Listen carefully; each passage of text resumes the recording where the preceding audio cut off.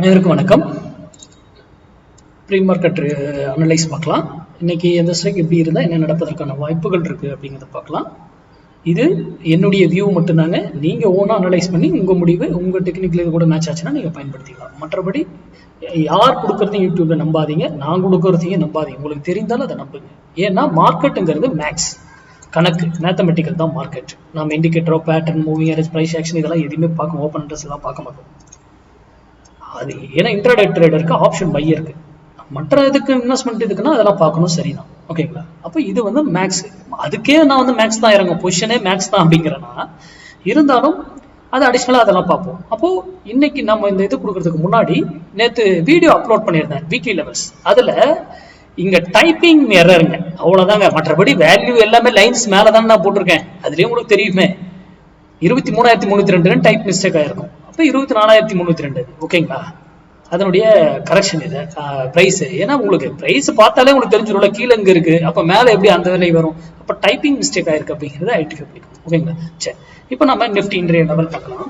24,100 கால் வந்து 102 ரூபாய்க்கு மேலே இருந்தால் நிஃப்டி வந்து அப்சைட் ஏற ப்ரெஷர் பண்ணும், 102 ரூபாய்க்கு கீழே இருந்தால் டவுன் சைடு இறங்க ப்ரெஷர் பண்ணும்.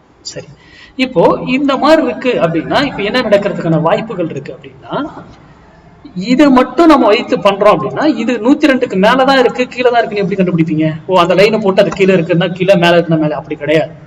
அது மேலேயே இருக்கும், ஆனா ஃபால்ஸா நின்றுட்டு இருக்கலாம், இல்ல கீழே இருக்கலாம், ஃபால்ஸா நின்றுட்டு இருக்கலாம். அதை நம்ம ஐடென்டிஃபை பண்ணி தான் வர்த்தகம் பண்ணணும். நான் கொடுக்கறது ட்ரெண்டை ஐடென்டிஃபை பண்றதுக்கு, ஒரு மார்க்கெட் என்ன டைரக்ஷன் இருக்குன்றது. அப்ப மார்க்கெட் கீழே இறங்கினாலும் என்ன ஆகுங்க? இப்போ வந்து இது பாருங்க, நல்லா கவனிக்கணும். இதுதான், இது வந்து out of the money strike, கரெக்டுங்களா?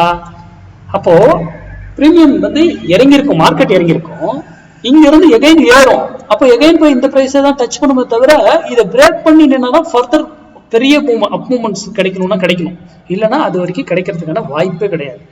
புரிதுங்களா? அப்போ இந்த பிரைஸ்க்கு கீழே இருக்கா மேலே இருக்கான்றதை வந்து ஐடென்டிஃபை பண்ணி அது கேட்டப்படும். ஏன்னா இந்த பிரைஸ்க்கு எகைன் கீழே வந்தா இங்க வந்து திருப்பலாம், அல்லது இங்க வந்து திருப்பலாம். அதுக்கு அடுத்தடுத்த வேல்யூகள் இருக்கு.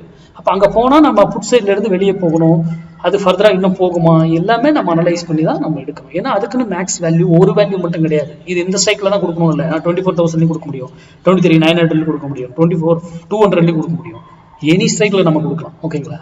நான் இதா இருக்குன்றதுனால சிம்பிளா ஒரு அவுட் ஆஃப் த மணில கொடுக்குறேன். அதை வாட்ச் பண்ணி பாருங்க. ஏன் அவுட் ஆஃப் த மணில கொடுக்குறேன்? ஆனா மார்க்கெட்ல அவுட் ஆஃப் த மணில நான் ட்ரேடே பண்ணக்கூடாதுன்னு சொல்லுவேன். புரிதுங்களா? இதெல்லாம் நிறைய விஷயங்கள் இருக்கு. அப்போ நீங்க ஓனாவே ப்ராக்டிஸ், நீங்க யார்ட்டி கிளாஸ்க்கெல்லாம் வரணும்னு அவசியமே கிடையாதுங்க. நீங்களே ப்ராக்டிஸ் பண்ணா நீங்களே அழகான வேல்யூஸை கண்டுபிடிச்சு வர்த்தகம் உங்களாலும் செய்ய முடியும். யார் யூடியூப்ல எது கொடுத்தாலும், இன்க்ளூடிங் மீ, நான் கொடுத்தாலும் நம்ப கூடாது. உங்களுக்கு தெரிந்தால் நம்புங்க, இல்லையா அதை அனலைஸ் பண்ணி அதுக்கப்புறம் எடுத்துக்கோங்க. நன்றி, வணக்கம், வாழ்க வளமுடன்.